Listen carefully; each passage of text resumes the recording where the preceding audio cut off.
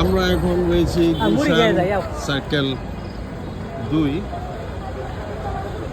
ঠিক সার্কেলটার পিছনে যে লোকাল যে সার্কেলটা রয়েছে, এই যে আপনারা দেখতে পাচ্ছেন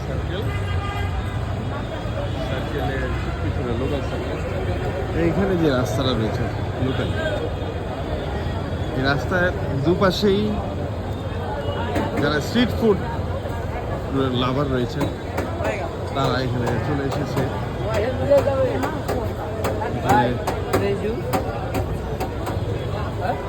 বিভিন্ন ধরনের জুস আছে, লেমন মিন্ট কবাবে, র watermelon, papaya, pineapple, mix fruit, banana milkshake with chocolate, cold coffee.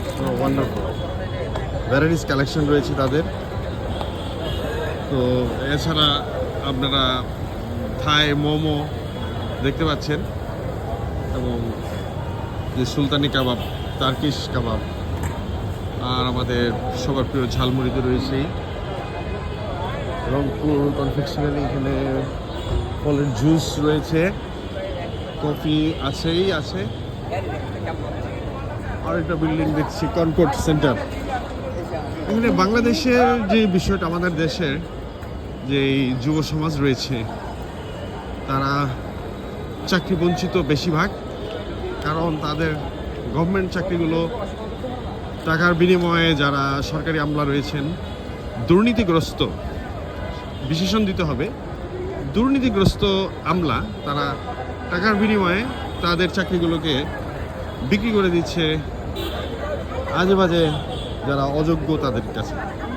তো তারা চাকরিহীন হয়ে পড়ছে, কিন্তু তাদেরকে তো আর দমানো যায় না। তারা সব জায়গায় যেখানে যেখানে সম্ভব সেখানে তারা চেষ্টা করে এন্টারপ্রেনিউর হিসেবে নিজেকে আবির্ভাব করার জন্য।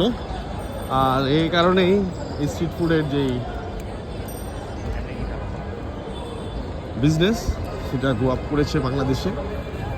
তো আমরা এই যে সার্কেলের 2-তে আছি, এখন আমরা এটি দেখলাম, এই যে আরেকজন বাংলাদেশি ছেলে, উনি পেয়ারার দোকান নিয়ে বসেছে একেবারে অ্যাভিনিউর উপরেই।